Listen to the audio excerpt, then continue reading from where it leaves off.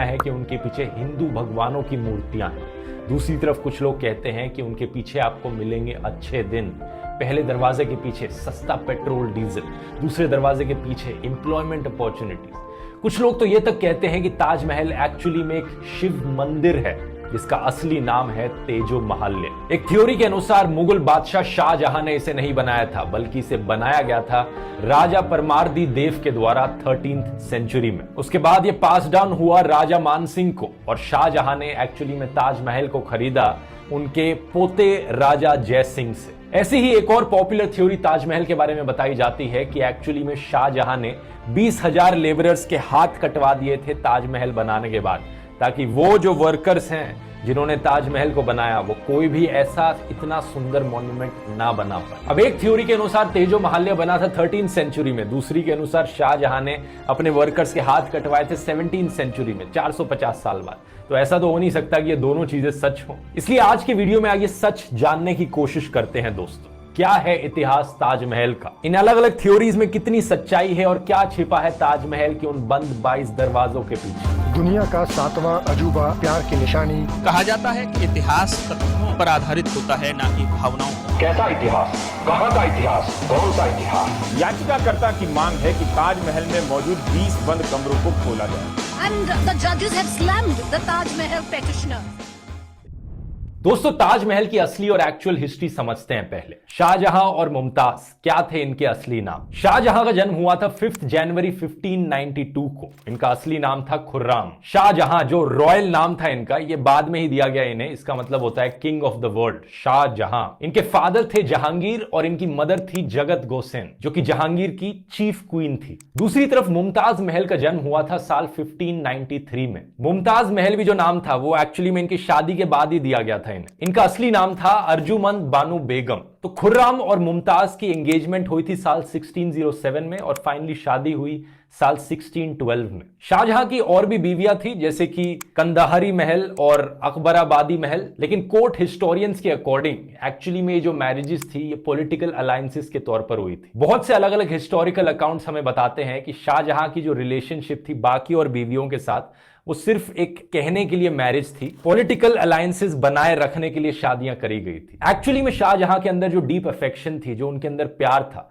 वो मुमताज के लिए कहीं ज्यादा था उनकी और बीवियों के कंपैरिजन में। यही रीजन था कि उन्हें और फेवर्स दिए गए, जैसे कि मलिका-ए-जहां यानी क्वीन ऑफ द वर्ल्ड। उनका जो पैलेस था, खास महल, कहा जाता है कि उसे प्योर गोल्ड और प्रेशियस स्टोन से डेकोरेट किया जाता था। हिस्टोरिकल रिकॉर्ड्स के अकॉर्डिंग मुमताज का काफी इंटरेस्ट था एडमिनिस्ट्रेशन में भी। तो शाहजहां जहां भी जाते थे डिप्लोमेटिक नेगोशिएशंस के लिए या कभी लड़ाई के लिए, मुमताज हमेशा उनके साथ जाती थी। एक तरफ जहां शाहजहां का एग्जैक्टली एक बच्चा हुआ, उनकी बाकी सारी बीवियों के साथ मुमताज महल के साथ उनके 14 बच्चे हुए। आधे बच्चे तो चाइल्ड बर्थ के दौरान ही मारे गए। ये चीज आम बात होती थी उन जमानों में, हेल्थ केयर सिस्टम इतना अच्छा नहीं होता था। अनफॉर्चुनेटली मुमताज की डेथ हो गई जब वो अपने 14वें बच्चे को जन्म देने लग रही थी। ये बात है एग्जैक्टली 17 जून 1631 की। कहा जाता है कि एक्चुअली में कॉज ऑफ डेथ थी postpartum haemorrhage, loss of blood. उनकी डेथ के बाद शाहजहां एक्चुअली में भारी गम में डूब गए।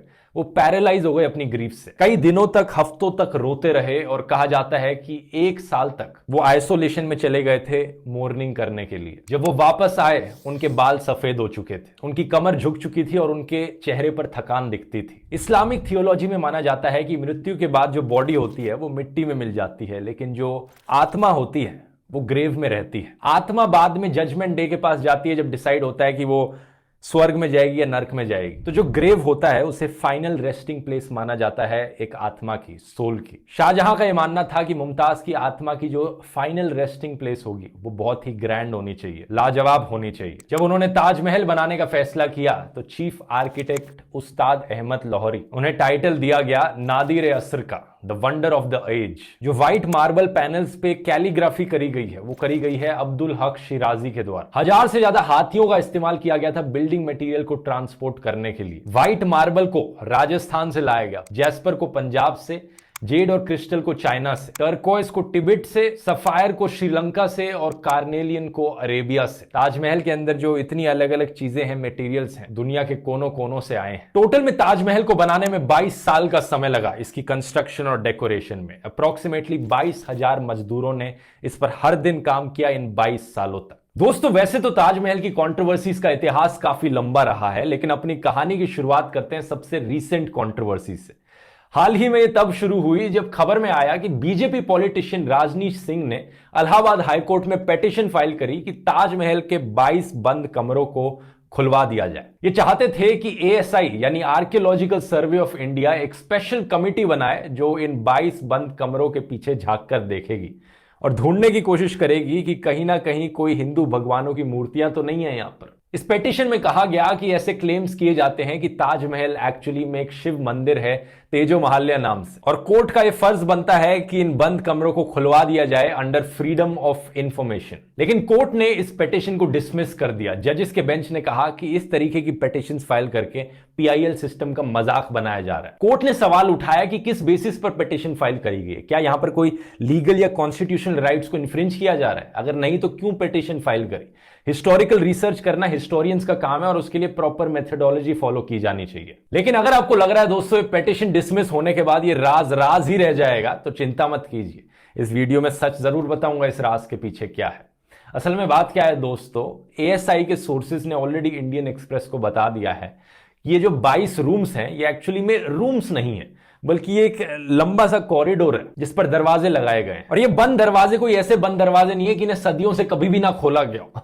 ASI के स्टाफ इनके अकॉर्डिंग ताजमहल के इन कमरों को हर हफ्ते जाकर या 2 हफ्ते में एक बार जाकर इनकी सफाई करता रहता है। एक रिटायर्ड ASI ऑफिशियल ने बताया कि यहां दीवारों पर कुछ भी नहीं है और बेसमेंट में ऐसे कमरे बने रहना कोई अनयूजुअल चीज नहीं है मुगल मॉन्यूमेंट्स के लिए। जो हुमायूंस टूम है दिल्ली में और जो सफदरजंग टूम है वहां पर भी ऐसे ही अंडरग्राउंड बेसमेंट में कमरे हैं जो एक तरह का कॉरिडोर बना रहे हैं और ये स्ट्रक्चरल एलिमेंट के तौर पर काम कर रहे हैं जिसके ऊपर पूरा ये ढांचा टिका हुआ है। एक और रिटायर्ड ASI ऑफिशियल ने बताया कि एक्चुअली में ये जो एरिया है ये इसलिए बंद किया गया है क्योंकि टूरिस्ट के लिए कुछ है ही नहीं वहां पर देखने के लिए। अननेसेसरली उन्हें खोलकर रखा जाएगा तो ज्यादा भीड़ आ जाएगी और मॉन्यूमेंट को प्रिजर्व रखने के लिए उन एरियाज को लॉक करके रखा गया है। ताजमहल आखिर में एक प्रोटेक्टेड वर्ल्ड हेरिटेज साइट है जहां पर हर रोज 1 लाख से ज्यादा लोग आते हैं, तो कॉन्स्टेंटली इतने ज्यादा लोगों के आने जाने से वेयर एंड टियर ना हो, मॉन्यूमेंट प्रोटेक्टेड रहे। अब पिटीशन के डिसमिस होने के बाद भी ASI ऑफिशियल्स का इतना सब कहने के बाद भी ये डिबेट बंद नहीं हुई। कुछ मीडिया वालों ने, सोशल मीडिया पर कुछ लोगों ने इस डिबेट को जबरदस्ती जारी रखा। ऑलमोस्ट ऐसा लग रहा था कि मानो किसी को फायदा पहुंच रहा हो ऐसी चीजों पर चर्चा करके। तो हुआ क्या, 3 से 4 दिन बाद